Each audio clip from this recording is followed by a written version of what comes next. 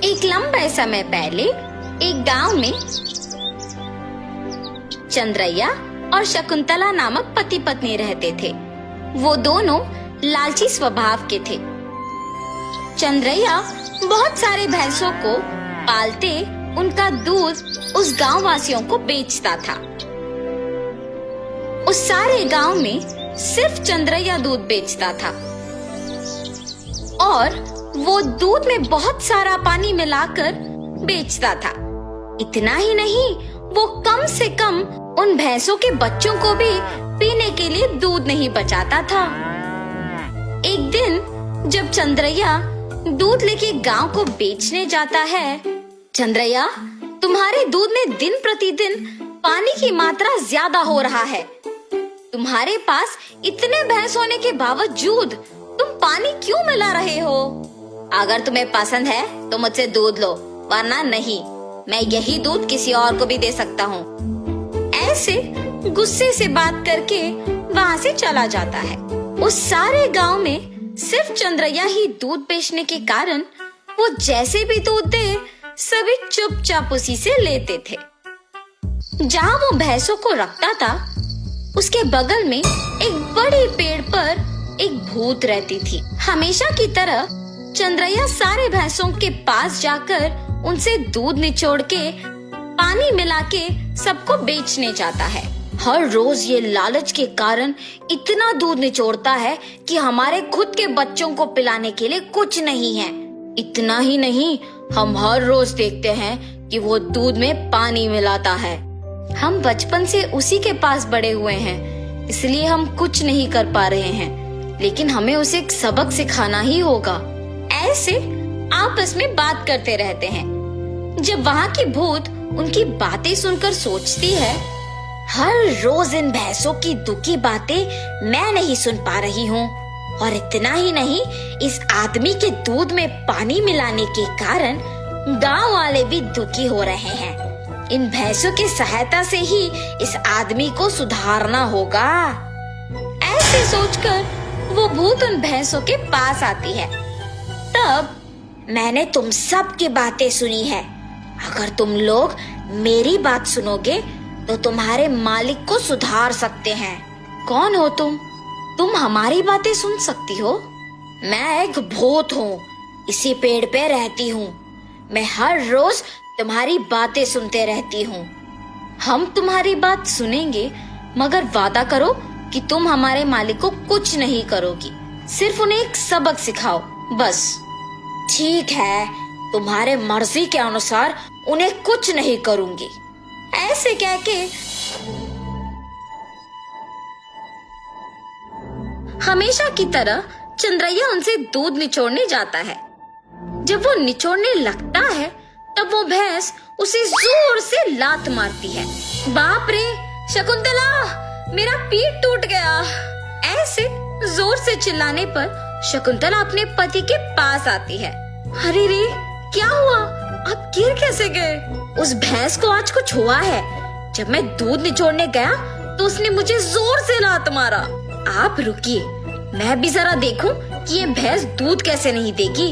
ऐसे कह के शकुंतला उस भैंस से दूध निचोड़ने की कोशिश करती है और उस भैंस ने शकुंतला को भी उसके पति के ही तरह जोर से लात मारती है।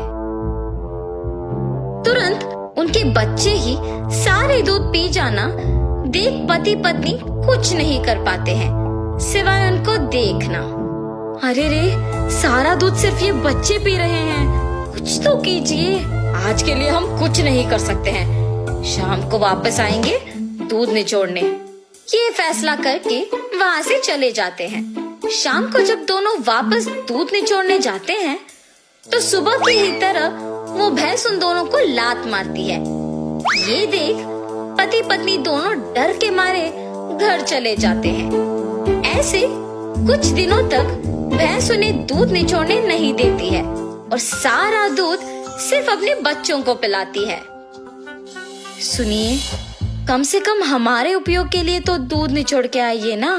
बाप रे, हम अगर इस गांव में भी दूध नहीं दे पा रहे हैं तो भी ठीक है, मैं तो उस भैंसों के पास नहीं जाऊंगा। वहाँ के भैंसों में से एक को कुछ तो हुआ है, इसीलिए हमें दूध निचोड़ने नहीं दे रही है और सिर्फ उसके बच्चों को दूध पिला रही है। उतना चाहिए तो तुम खुद निचोड़ने जाओ। बाप रे, मैं अकेले? नहीं नहीं, हम दोनों मिलके दूध निचोड़ने की कोशिश करते हैं। चलिए ठीक है, कल सुबह जाएंगे।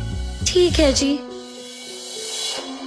भैंसों के पास जाते हैं। शकुंतला, पहले तुम जाओ। ऐसे कहने पर शकुंतला उन भैंसों के पास जाके दूध निचोड़ने की कोशिश करती है। जब वो निचोड़ने की प्रयत्न करती है तो वो भैंस जोर से लात मारती है। बिना दूध दिए अपनी पत्नी को लात मारने के कारण चंद्रैया को गुस्सा आता है और वो एक डंडे से भैंस को मारने लगता है। मेरी पत्नी को दूध निचोड़ने नहीं दोगे तुम? हाँ? ऐसे कहते हुए जोर जोर से मारता है, मगर उस भैंस की जगह चंद्रैया खुद पिटता है और इसी कारण उस भैंस को मारना बंद कर देता है। लेकिन उसके बाद भी उसको और उसकी बीवी को डंडे से मार पड़ते ही रहते हैं। हम आइंदा कभी भी दूध निचोड़ने नहीं आएंगे, हमें मत मारो। अरे हिम्मत है तो ऐसे दिखे बिना नहीं, सामने आके मारो हमें। ऐसे कहने पर वो भैंस अचानक एक भूत के रूप में बदल जाती है। मैं ही तुम लोगों को मार रही थी। सिर्फ कुछ दिन दूध ना ले पाने के कारण और घर पे दूध ना होने के कारण गुस्सा होके तुम इस भैंस को मारने चले आए, तो फिर कुछ सालों से जो तुम सारे दूध को उनके बच्चों के लिए बचाए बिना ही ले जाके बेचने पर इन भैंसों को कितना बुरा लग रहा होगा। हाँ, आज से अगर कभी भी तुमने दूध में पानी मिलाया या फिर भैंसों के बच्चों के लिए दूध न बचाया तो मैं तुम्हें नहीं छोड़ूंगी। मैं यही रह के तुम पे नजर रखूंगी। हाँ, हमें माफ कर दो, आज से हम ये कभी नहीं दोहराएंगे।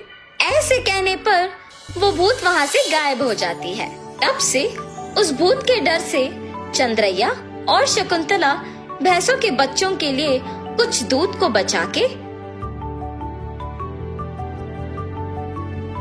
बाकी को निचोड़ के उसमें पानी मिलाना बंद करके बेचते हैं। भैंस भी उनके मालिक के सुधारने के पीछे उस भूत के ही हाथ रहने का सच जान के बहुत खुश होते हैं। गांव वाले सारे चंद्रैया को अच्छा गुणवत्ता वाले दूध देते हुए देख खुश होते हैं कि उसमें बदलाव भी आया है।